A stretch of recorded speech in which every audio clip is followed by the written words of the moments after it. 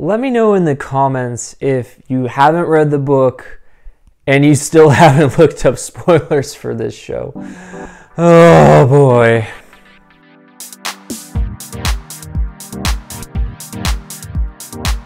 So, another week, another episode of Defending Jacob for me to talk about. It's actually kind of hard to talk about this show on a weekly basis because while it's very good and I think that it has a great control of the mood of the story, I do feel that they haven't given us a ton of big moments. I feel like this probably didn't need to be an 8-hour series. I understand why they did that, but they wanted to, get as many episodes out of this as they could, but I really feel like 4 to 6 would have been more honest, because I feel like there hasn't been that much more characterization than we would have gotten if there had been 4 to 6 episodes.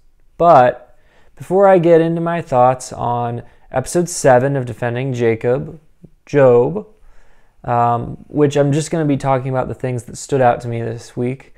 If you're new to the channel and you want to see more reviews like this one, please consider subscribing. So, getting into Job. So the title obviously comes from the big revelation, which was obviously the biggest moment that really tore everybody in the Barber family apart at the seams this week. And that was the moment when it came out in court that Jacob had gone to a site and written this story where he claimed to have killed Ben. And it seemed pretty obvious to me that this was just him fantasizing about doing it.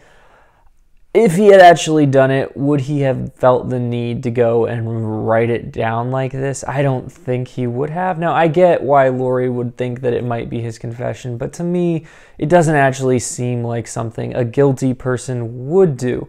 And I am actually kind of bothered by how all the evidence for Jacob's guilt is so flimsy. There's not a single thing that they've brought to light so far that couldn't have a perfectly reasonable explanation.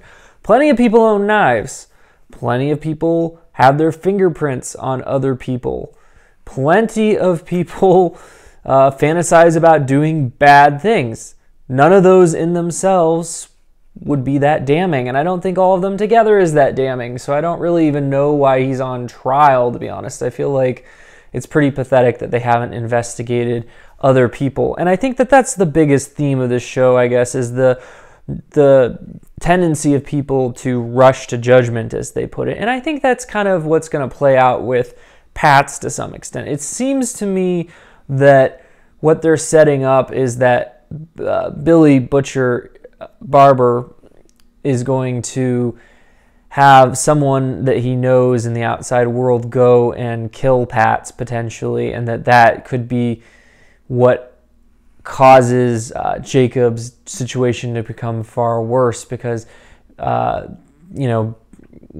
Barber makes this jump to judgment. And I'm not really sure how all of it will play out, but I tend to think that that guy that's been harassing Andy and Lori could be someone that's affiliated with Billy Butcher, and that's how he enters the story. But we'll see. I mean, there's only one episode left, and I'm really interested to see how they resolve it in one episode, especially if it's not like a super length episode like HBO sometimes does.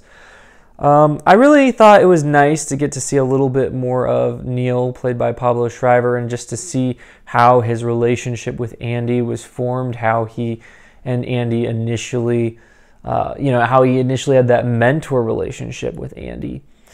I also really appreciated the scenes with Cherry Jones in the courtroom where her character, Joanna, was doing a really solid job as a defense attorney for Jacob. And I actually thought she was far better at being a defense attorney than Neil was at being a prosecuting attorney. I felt like he really, considering the evidence that he had, I mean, he couldn't have done a worse job presenting the evidence that he had.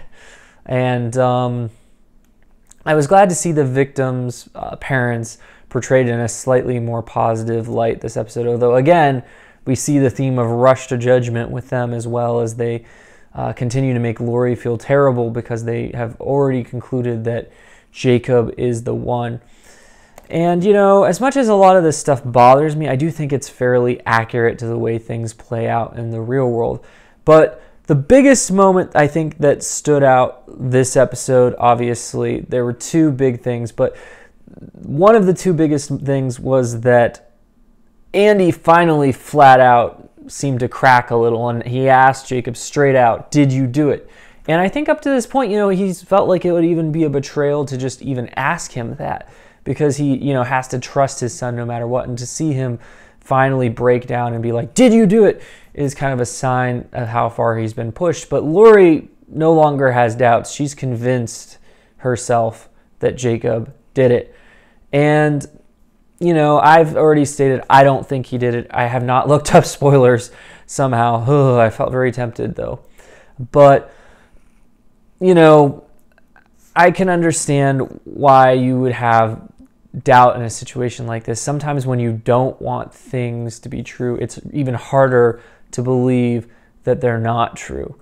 And I think that it was just, that was probably the most upsetting scene in this whole show so far, was seeing the disintegration of Andy and Lori's relationship as they finally kind of admit that they're living in a relationship that's based on a lie. And I don't exactly, maybe you all could explain to me what you think, but I was a little confused how their relationship was based on a lie. Maybe they're going to dig into that more next episode. We're not supposed to know just yet, but I hadn't really gotten that sense that they were living in a false relationship.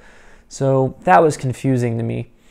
But the final big moment that I'm going to bring up is that the episode ends with, obviously, Pat's writing what appears to be some kind of suicide confession. It kind of seems to me that he's going to either kill himself or be killed in the next episode. His story is not going to end well, and I don't think he's going to get to testify, but we'll see.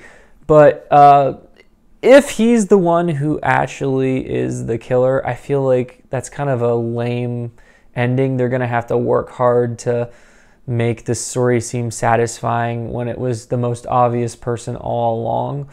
But I don't know why he would write that if he wasn't the killer. I would feel like that would be a pretty contrived thing for him to do if he wasn't actually the person responsible for the murder. But we'll find out. So let me know what you thought of this episode. I'm going to finish up this series of videos on defending Jacob and move on to other shows. And I hope you'll consider subscribing to the channel and checking out future videos from this channel. So thanks for watching. And as always, you can watch more videos right now.